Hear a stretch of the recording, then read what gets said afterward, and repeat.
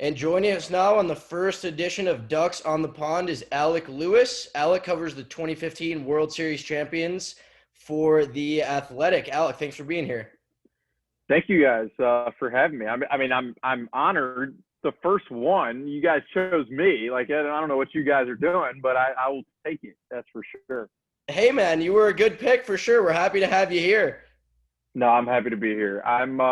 Baseball has been interesting. It has been a roller coaster for some teams who haven't played, and maybe the ones that have, it's probably been crazy for them too. So it's been a year for sure for baseball. So happy to talk about it. So, right off the bat, I'm assuming a lot of what you're doing is remote, but are you actually in Kansas City while you're covering the Royals? Yeah. So when they play away games, I am usually at my apartment doing what every fan has done forever, and sitting on the couch and watching the game. I actually scorebook every game, so I'm rolling with it. I've got my game day watching. I've got my iPad on it. We set it up, and then when the games are home, I do go up to the ballpark. We got to get our temperature checked when we go in, and then we wear a mask for the entire time at which we're there. But it's a way different way to cover a team. We've got Zoom calls with manager and players all day long, so it's been a wild ride, but it's been fun. I mean, to have it back, I'm thankful for, and it's been interesting just to see this team and other teams and kind of how they've gone about this thing. Yeah, man. I mean, it's got to be a weird experience for sure. I covered college football and college basketball, and they're not even in season, and it's already been weird being on the beat, even with those out of season. So I'm assuming it's an entirely new experience for you. But do you feel like you've kind of adjusted to that over time? Is it getting easier just working from home more often? Yeah, it's gotten easier. It was interesting. I was talking to someone the other day, and they were asking me about covering the game at home without fans, with the ambient crowd noise. Like, how weird is that? And early on, it was obviously weird. You're in a stadium and hearing fan noise without fans in the actual stadium. It's really odd. There's no way around that. But as time has moved, you're at a baseball game and there's just that background noise. And when you do what we do and you're working on your computer or writing or taking notes, whatever, it's just kind of that normal. You just get into kind of a role. And for away games too, it's just you're scorebooking the game, doing what you got to do, and you get in a routine. In this job, I feel like with baseball every single day, it's very routine oriented. And so, you get locked in, and that's how it goes, I guess.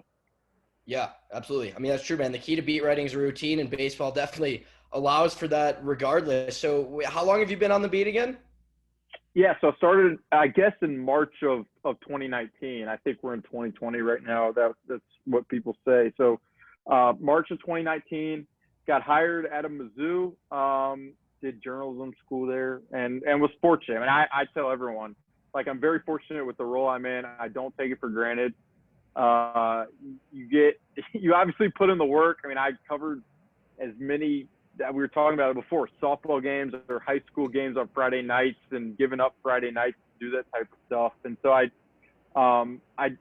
put in the work, but again, you don't take for granted the opportunity to work at a place that I do. I'm thankful, and it kind of pushes me every single day.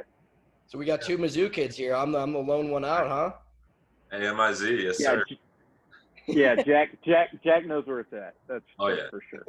A little better than Colorado State. Not that we're biased, though. But. Fair enough. I'll let you have it for now. Yeah. No, for sure. So I mean, like, obviously, as a guy that's you're super fortunate, like you were saying, to be able to cover an MLB team and whatnot full time. And last year was your first year covering the Royals. How cool is that? Like, what were some of your favorite experiences being able to do that? Now, like, getting to go to Fenway and doing it like Yankee Stadium, those different stadiums, in the American League that are so iconic. Like, what were some of like the coolest experiences for you? Yeah, I mean, you mentioned Fenway. Last year I did go. The Royals played in Fenway, and they were out of the picture at that point. There was a lot of prospects and them just kind of working with guys they wanted to develop. And so from the actual game standpoint, it was more for me, just the environment was really, really cool. And, I mean, there have been so many moments. I think about just like walking in the clubhouse and you're just in the routine of like the awkwardness of trying to go up to a guy's locker and ask him questions and build relationships. And the Royals have a ton of prospects. And so it's been a really cool thing for me to like get to know family, get to know certain people around them and kind of tell the stories of how they've gotten to be where they are. And truthfully, I mean, it's a challenge when you're stepping into covering a Major League Baseball team, having never done it before. There's no doubt that it's been a challenge at times. There's anxiety often of, am I doing this right? How am I operating? Is this story fit the level at which the Athletic kind of carries itself? So I think that anxiety of like working as hard as I can to reach that standard is kind of the excitement for me. It keeps me going every day. We were talking on Sunday night here, and I know once we finish this, I'm kind of diving into transcribing, which is what all reporters love to do, right? But that's what we do. So it's been exciting. Every day you're in the clubhouse or talking to Mike Matheny, the Royals manager, it's something that I genuinely enjoy, and it opens my eyes to like how fortunate I am. Yeah, I feel like you've been doing a lot of, like the day-to-day beat writing stuff, but what you really like to do, like most writers, is the feature stories. But it seems like you've been getting a lot of the stuff, more on the prospects and the minor leaguers. And I feel like those seem like, I mean, because I read a lot of your stuff just because, we're friends in Mizzou and everything. So it's kind of fun to keep up. But like, it seems like those are the stories that you really dive into the deepest too, is those prospects that people don't know about. Yeah, there's a few reasons why. I mean, I think one of them is where the Royals are right now. I think at the top, we mentioned that they won the World Series in 2015, and they've struggled since. They lost 100 games in back-to-back seasons these last 2 years. And so it's been tough. And so fans really care about how are we going to get back to that 2014-15 vibe. And the prospects with the Royals are the guys that are going to help them get there. And so there's interest in those guys. I think another reason, and this is very in the weeds reporter type stuff that you guys will understand, but there's an access element to it with prospects. They haven't been in the clubhouse where reporters are annoying them every single day. They're working really hard every day, and to have someone who wants to write about their story and their work, I think they're very appreciative of it. So there's partly that too for me. But then I view this as something I'm going to do for a while. And so if I'm going to cover that next wave, I better get to know these guys who are going to be a part of it. So all that put together, and Jack, you mentioned it, but I love writing about the people and what they have to overcome to get to where they are. And with prospects, it's an easy kind of way to tell that arc. So it's a combination of all that, but it's been really fun, truthfully, to get to do that, and then also get to be in the position where we have a Zoom call with Mike Matheny in the morning of most days before games. So it's a nice balance, and I've really enjoyed it and learned throughout the process.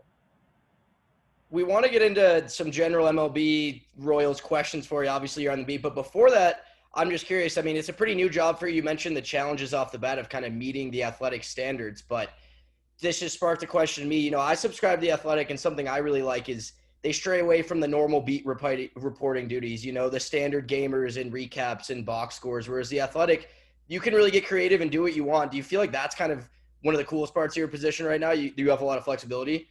Yeah, that's another one of those things I say, like, I don't take it for granted because I don't have to do a pregame story every day and then a note package every day. And then it can become, when you have to do that every single day, your mental bandwidth just isn't, it doesn't often allow you to go long and do and expand and get creative. And so part of that fortunate nature for me is like the fact I can sit down, take stock of what happened these last 2-3 days, call parents, call coaches, and have the time to put together kind of an all-encompassing thing. I think that's why The Athletic succeeded, obviously, in the way it has. But I also, I think it makes our job, it makes us able to enjoy our job more, which I think comes through probably in the writing. So it's another one of those things that The Athletic offers both the people who subscribe, but also its own writers. And I think we, again, just don't take that for granted that we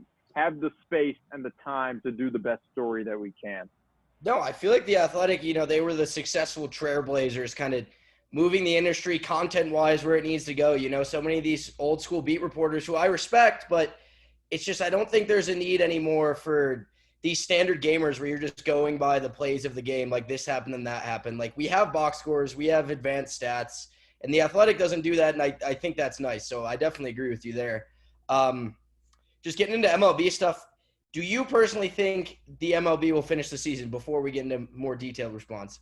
It's a very good question. One I've been asked every time I go on Kansas City radio every week. It's like a same, like, so what's your feeling here? How do you, I think ultimately I was pretty pessimistic because we're dealing with something that we've never dealt with before. And I can't expect what's going to happen tomorrow, if not 3 weeks from now. So I was pessimistic at the beginning. I mean, as you look now, we're 20 games into the season for most teams. The Cardinals are like 7 games in, which is something we'll talk about, I'm sure. But I'm more optimistic now than I've been, probably because I think you've seen Major League Baseball weather the storm, and I think they've obviously adjusted their protocol.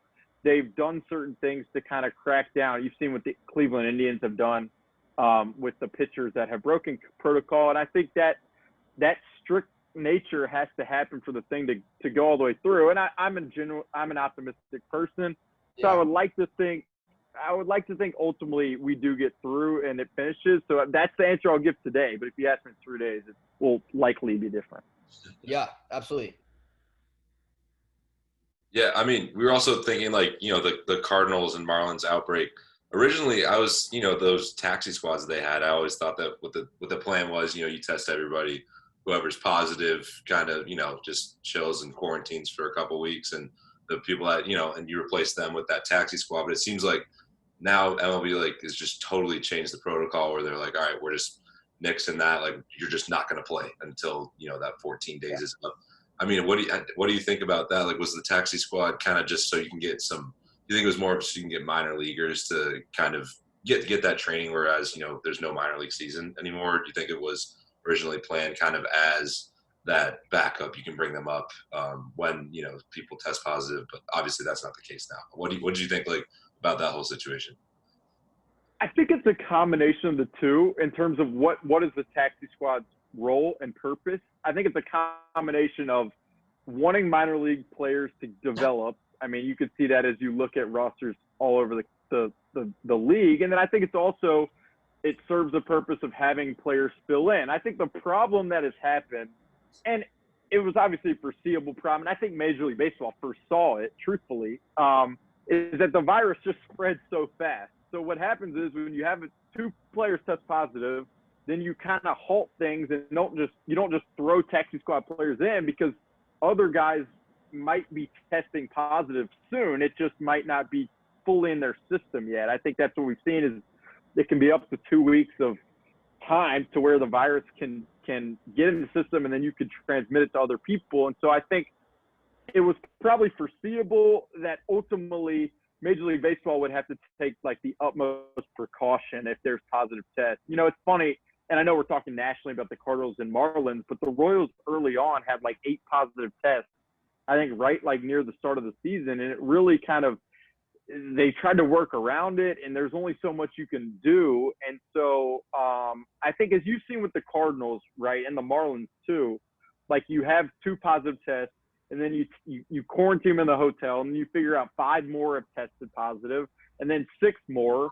And so that it keeps kind of building. And then ultimately, once you get to the point the Cardinals are at now, where there are no new positive tests, then that's where they can use their alternate site roster, bring guys in from that roster. Some of them are prospects, and that's kind of where that alternate site kind of fits the mold. But it's just so tough when you're dealing with something like this that does spread as easily as it does. And no, not every player is symptomatic, but the ones that do, I mean, the Royals right fielder Hunter Dozier tested positive, and he spoke after. Now he's back on the field, but he spoke after. He's like, I was really, really sick, and my wife was too for a week and a half, and they're worried about the kids. So it's different for every person.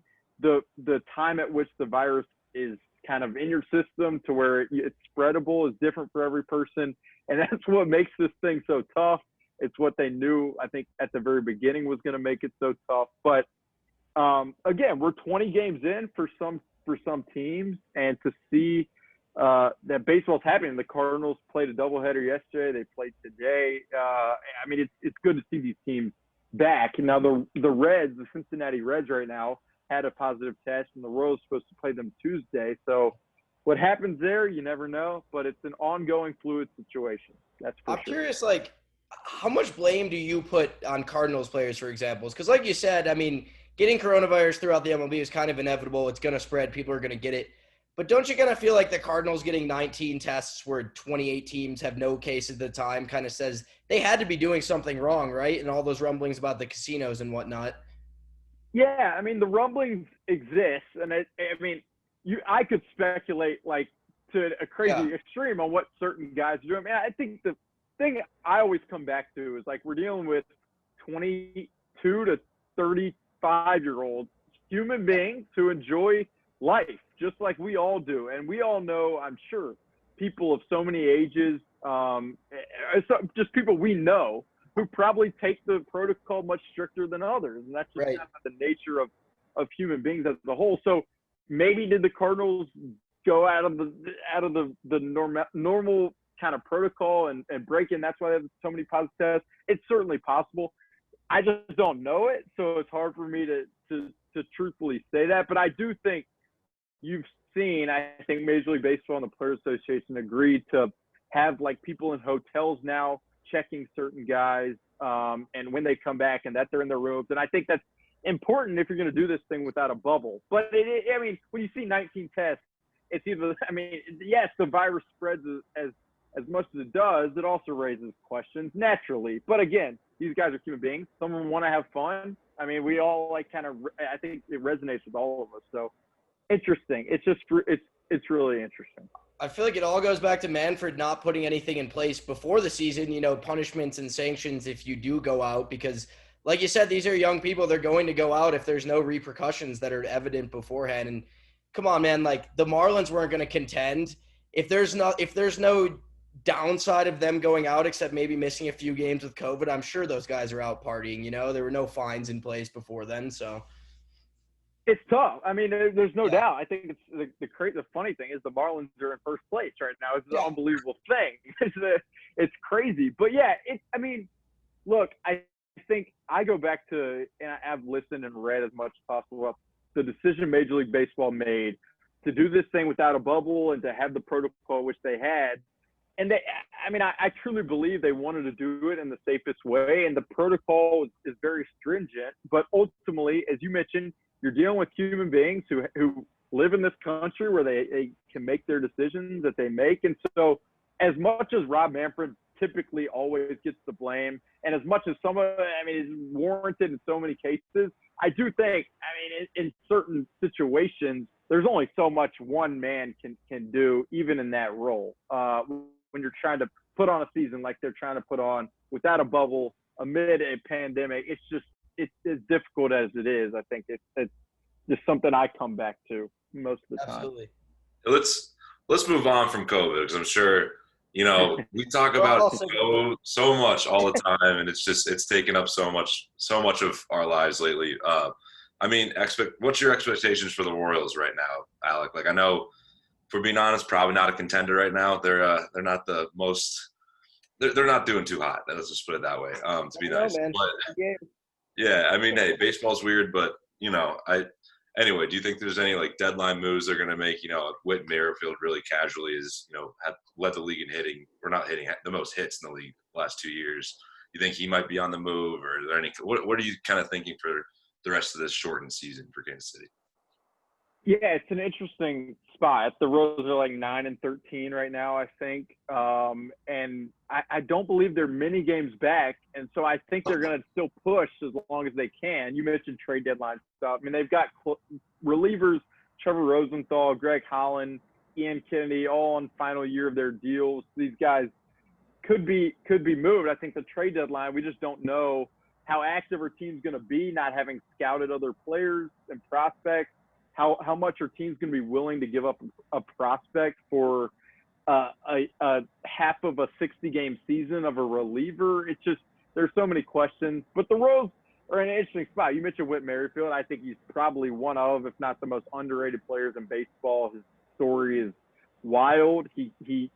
I mean, it took him until 27, 28 to really make his mark. And now, as you mentioned, he's led Major League Baseball in hits. But I think as you just look around the league, there's a lot of really interesting storylines. I mean, you look at the Dodgers and what Mookie Betts has done. Obviously, Mike Trout is Mike Trout. The Yankees are dealing with injuries again, which is just honestly unbelievable. It's like they literally these Aaron Judge and Giancarlo Stanton are injured constantly. And so I look around the league, there's a lot of interesting things for me. The Royals are in the position they're in. Will continue to, I think they'll be day to day with it. But around the league, I mean, I'm interested in a lot that's going on just because I think there are a lot of personalities. We could talk about Fernando Tatis. We could talk about anybody, but it's an interesting time for Juan Soto. Interesting time for sure.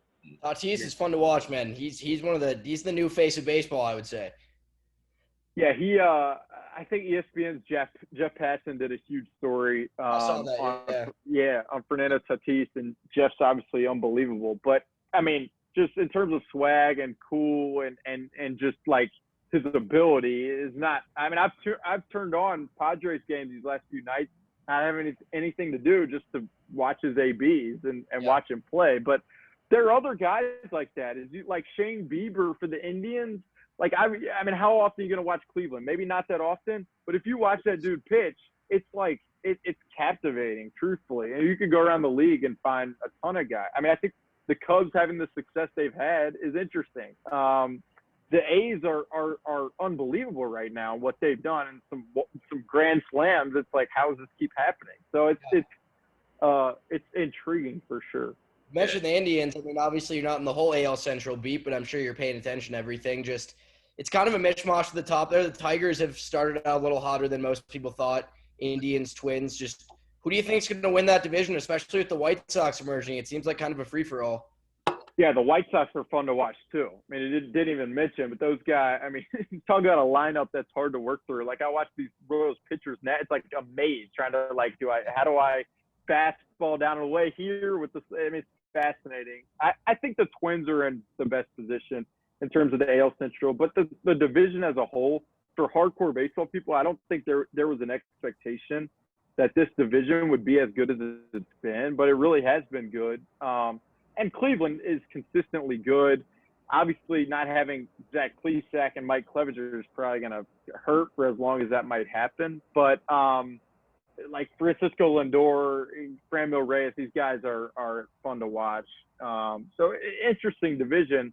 I think the Twins, when they had Josh Donaldson, I know he's been out for a bit. The lineup is it's a gauntlet. So yeah, it's an interesting division for sure. Oh, sure. Yeah. I mean, I feel like that was one at the beginning of the year. You penciled in the Indians or the Twins, and you just got on your way with it. Then the Tigers have been, I don't even know how they just literally. They can I hit. thought they were going to win 10 games max, but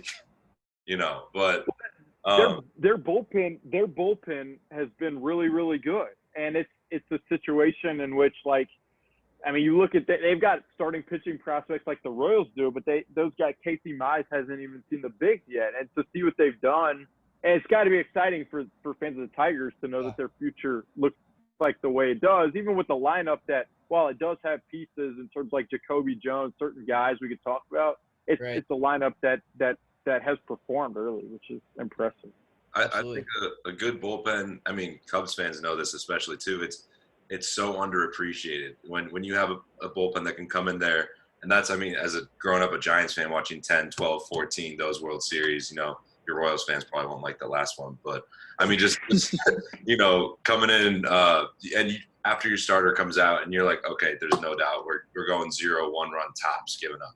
And it's so comforting as a fan, I'm sure as a player as well. But, I mean, yeah, it's comforting. It's comforting for the whole team. I think that's what we often don't think about. But like the starter can be more like creative and just like open to doing whatever. And I think the lineup knows that if we put on X amount of runs, then we don't have to worry through the end of the game because they're going to lock it down. And then it helps morale too. I don't think you can put a price tag really on when you have a bullpen that gels like like the Royals in 2015 did, and the Giants have done obviously in years prior.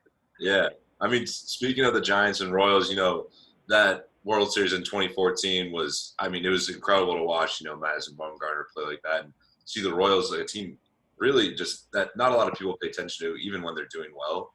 Just see them kind of square off, and they're two kind of small ball type of teams, which I love. I'm a big small ball guy, but I mean, do you think that losing that World Series in the fashion they did, just painful, one pitcher literally winning the Giants 3 games, like, do you think that kind of fueled the Royals to go back and get that kind of revenge for 2015? No doubt. And I think the biggest thing, and the Giants knew this at that time, but like the biggest thing I think for a team is you go from like how people think we might be able to win to how do like we as players know that we can win and we can beat the best and we're good enough. And I think the Giants, obviously with their history, had known at that time that we are good enough. And I think that year for the Royals kind of showed those players like we are good enough to get this done. And again, even after that year in 2015, people weren't picking the Royals. It was like, is this maybe a fluke, whatever. But I think those guys and the chemistry they had and the belief made that season possible. And obviously you mentioned it. I mean, the Royals hadn't won in 30 years prior to that. And Ned Yost is the manager. People said what they said. Dayton Moore, the Royals general manager, people critiqued through his first years in his tenure, and it kind of things came together in a way that they had kind of probably dreamed of. And so it's really cool to see. It's something, while the Chiefs has now become everything, obviously, in this city, it's something still people cling to. But it's interesting. I think when you think about teams that are like ready to win, I think you often have to think about why would they believe that they can win? And I think you can look at the context of the past to kind of allow yourself to maybe buy into a team. I think like the Dodgers right now, as much as it's going to hurt you, I apologize. When you think about what they've been through years on end, they have to believe, right, that they've got what it takes. It's just a matter of doing it, which obviously you've got to be happy that they haven't. As hard as this is going to be to admit, I think they're due for one at this point. Like they've been one of the best teams, if not the best team in baseball the last 4 or 5 years, I feel like. And they will get one, and when it happens, I'm going to be really, really pissed off. But it is what it is, like. I don't think they're going to get one, man. I think they're too in their own heads at this point. Baseball's mental, man. Like, how have they not won it already? Yeah, I'll tell you what. When you add a guy like Mookie Betts, who is on the mission that he is on, I think it gives whatever might be in your head. I think it allows your head to kind of the fog probably dissipate. So no, I just think it's amazing what they've done. Like, it's very in the weeds baseball again, but when you think about what they've done from like an organizational prospect element, like there are these guys that show up Dustin May like shows up and the two team is as electric as you'll see. And so that's kind of what fascinates me. Mm-hmm. I got to ask you, just as a Cubs fan, I mean, I'm sure you've done some digging into the Royals, like previous acquisitions, even before you were on the beat. For some reason, I mean, I've noticed the Cubs and Royals seem to make a trade or there's a free agent signing involving both teams every year. I mean, the Ben Zobrist trade, the Cubs have Alec Mills now, who's surprisingly been very good in their rotation.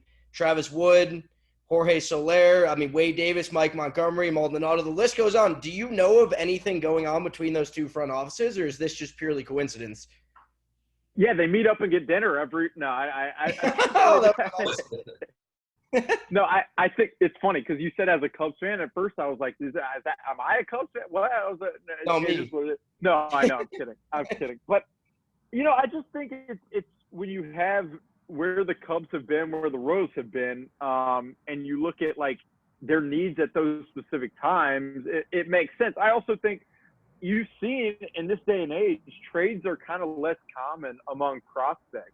Mm-hmm. Like, for the Cubs to trade a guy like Jorge Soler, who had the ceiling that he had, even with the injuries that he suffered, you're not going to see that from a ton of organizations because they value prospects so much in this day and age. I think that's why the Royals and the Cubs have been able to make deals. You look at the general managers of these two clubs. Theo Epstein has the respect that he has among baseball, and Dayton Moore the Royals general manager is as revered in baseball as they come. And so I think when you've got two guys who have the mutual respect that they do, you can make deals in ways that maybe other franchises can. It's funny, you mentioned Alec Mills, but he's a guy who came up through the Royals system and pitched against the Royals a couple weeks ago and was lights out. And I think after the game, he was like, that's what I want to do to guys who like, don't give me a shot. So it's interesting. You apologized for that too. Yeah, he did. Yeah. It was good. Yeah, the Royals are a nice organization. You have to be.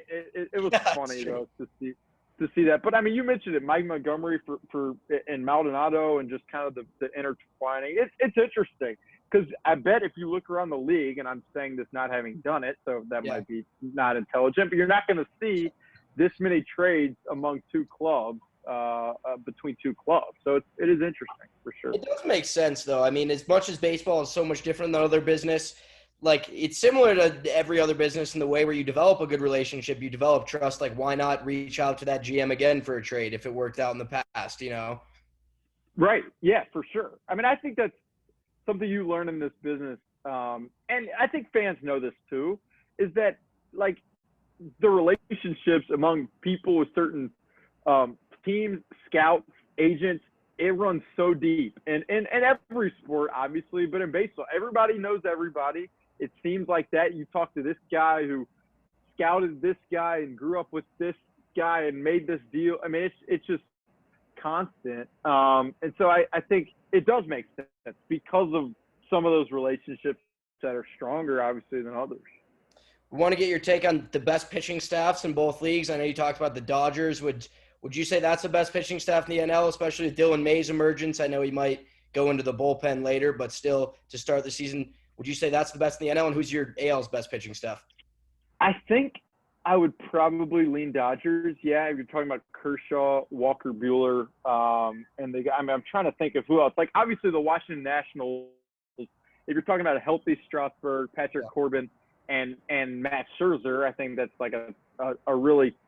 I mean, they proved last year why they would be up there. And I'm trying to think of who else you've got, but those would probably be the guys. I think from probably an American League perspective, and I'm going through my head, like the Tampa Bay Rays never get talked about. It's just like because they're Tampa Bay, and it's just the market is what it is, and they play in the Trop, so it's understandable. But but I mean, they have arms for days, and I don't know if it's just starting pitching, but in terms of like top to bottom and some of the relievers and the ways that they use those guys, it's impressive. I think Cleveland probably would be my go-to if you're talking about Clevenger, Cookie Carrasco, Shane Bieber, Zach Plesac. I mean, they've developed guys kind of in an extremely high level that you would maybe expect for an organization like that. So probably, those would be my selections. Definitely not the Red Sox right now. I know they've had a tough go. So I'd probably lean there. But yeah, it's interesting. Yeah. Well, what about the best lineups too? Because I mean, there's so many. Like you're saying, the Twins are loaded. The Yankees are loaded when they're healthy. The Dodgers with Mookie Betts. Like, there's so many just stacked teams right now. I feel like, especially with the new age analytics and stuff with the home run ball. Like, what do you think, or who do you think has the best overall lineup in baseball right now, top to bottom? I think if you're talking about a healthy Donaldson, it's probably hard to not go with the Twins in the AL. I mean, look, the Yankees are the Yankees. I know DJ LeMay, who's hurt right now. He went on the IL on Sunday. You got Aaron Judge who's hurt. Giancarlo Stanton can't stay healthy. But you got Clint Frazier stepping in. The Yankees are a juggernaut. That's like me saying that Chicago Dogs are good. That's like the most obvious thing in the world. I apologize for that. But I think NL, you think about the Braves and who they have with Acuna, obviously, and Ozzie Albies and Freddie Freeman. It's an amazing lineup. I think you mentioned it, but the way that the ball is flying, you can find a lineup that's going to be tough on any given day. And so, it's fun to watch. Truthfully, it's fun to watch the ways in which these lineups are constructed. Really, like Mike Matheny's talked so much this year about the analytics that have driven kind of the ways that the lineup is constructed. Something I wouldn't have thought about a year and a half ago, but it's very in the weeds and every lineup that you see top to bottom is thought out pretty in depth in terms of what that lineup is facing and who it's facing and kind of how they've performed against the opposing pitcher in times past.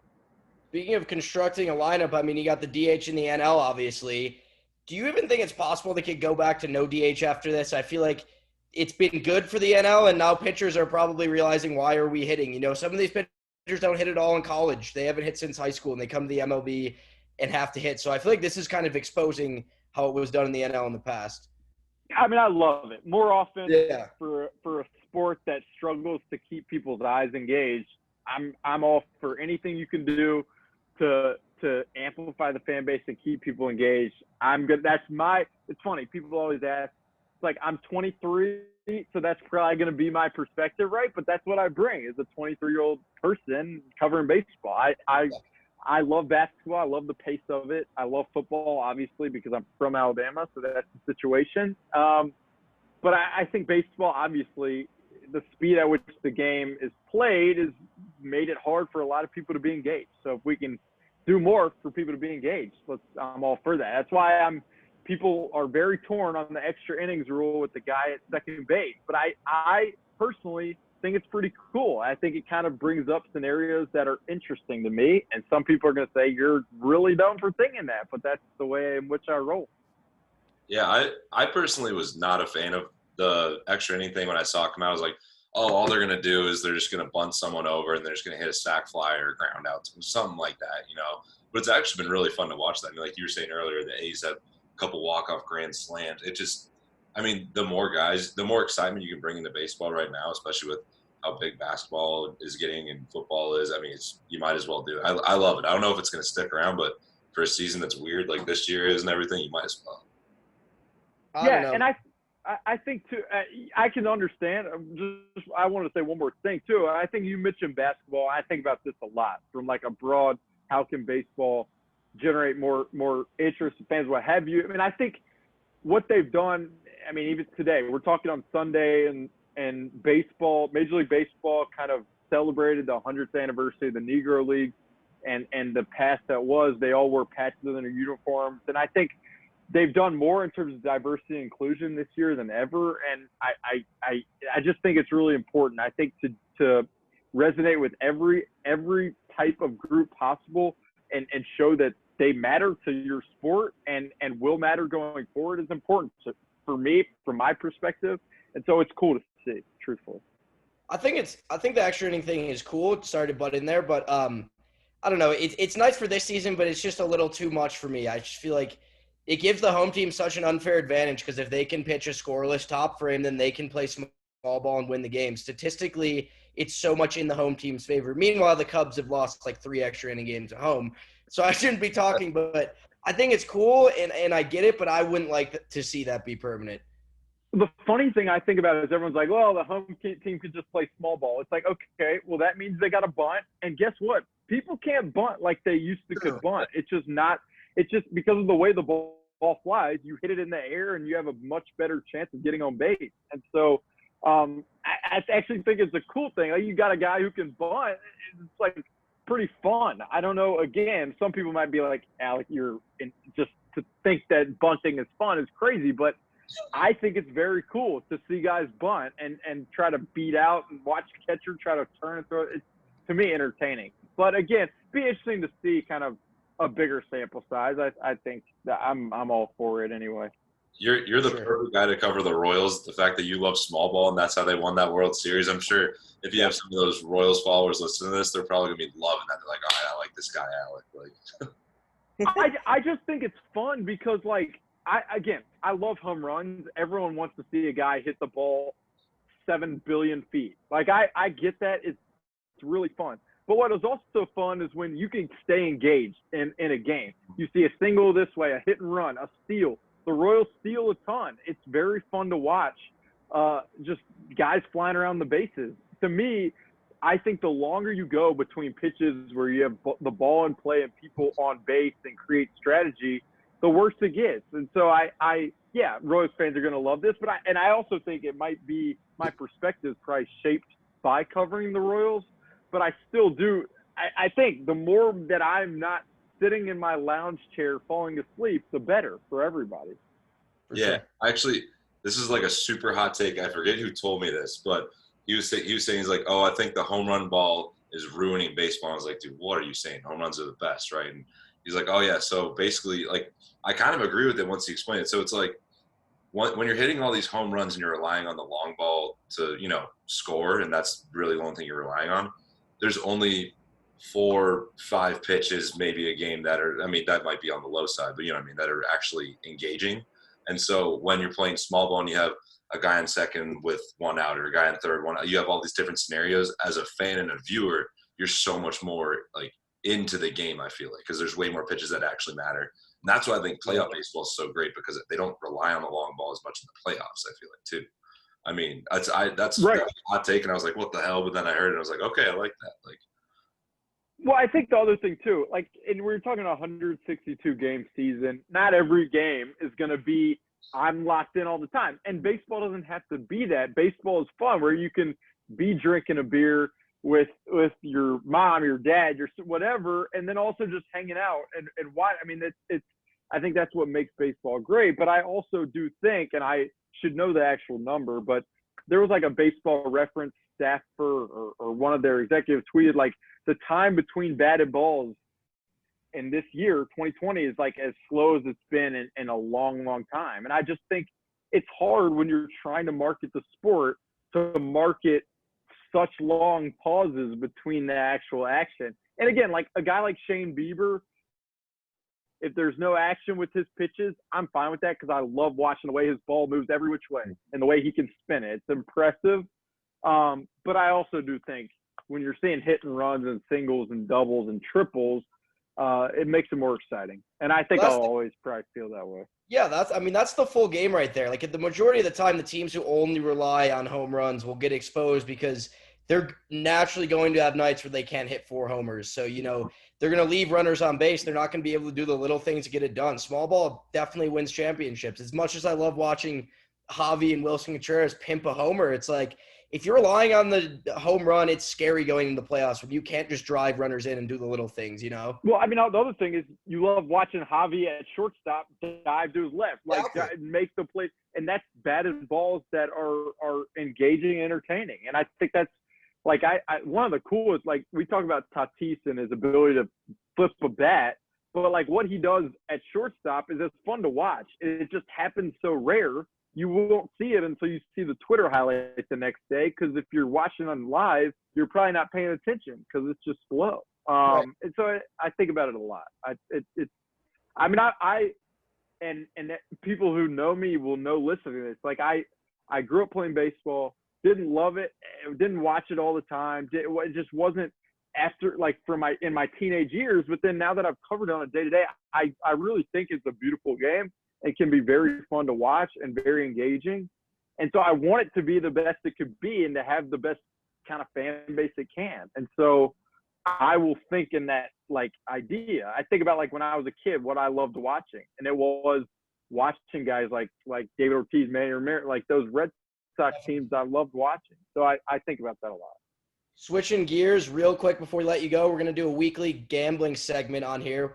We're big sports bettors, especially now that it's legal. It's been great so far. Hasn't been great for my pockets, but it's been fun.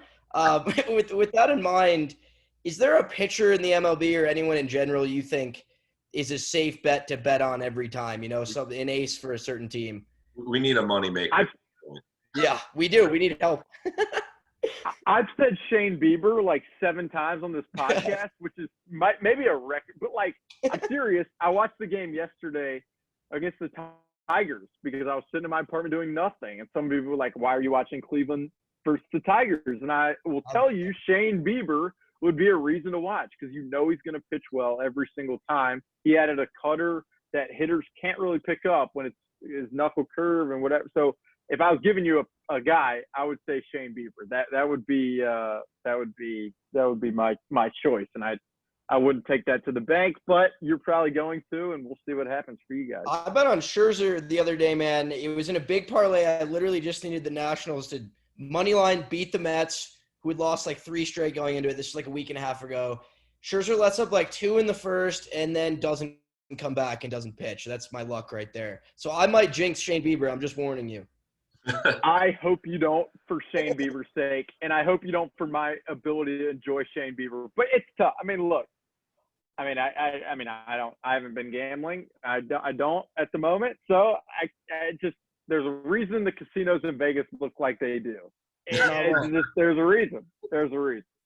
So basically what you're saying is I should just fade myself every single time. Whatever I think opposite, then I'll make some money. I've tried that. It works usually.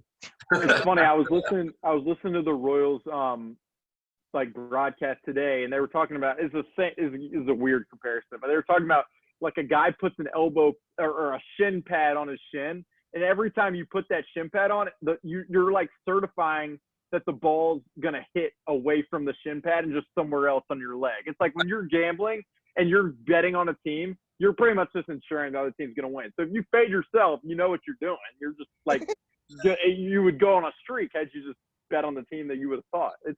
It's tough. It's tough out there. There's no doubt. You hate to see it. Anyway, I mean, I know we've been talking for about almost a good hour at this point. It's been a great time, but I have to close you with this question. It's the most pressing, probably the toughest one you're going to hear in a long time, and you might get a lot of flack for it. What's the best barbecue in Kansas City? Ooh, that's tough because when I say, I mean, I've got good relationships in this place, man. So if I'm I don't want to judge anybody, but look, the best sandwich I've ever had is Joe's Barbecue, the Z-Man at Joe's. It's the best I've ever had, and the fries at Joe's are as good as this. I mean, it's the best fries I've ever had, probably too. I think I would also say, like, burn ends wise, Q39 is probably my favorite in terms of, like, all around restaurant. Q39. They've got a burn-in burger. I mean, it's hard to beat that place. But it's crazy, Kansas City barbecue and how good it is overall. Like, you're talking Jack Stack, Slaps, Arthur Bryant, Gates. We could go. Literally, we could go for another hour. Probably. We could have a whole nother podcast about it.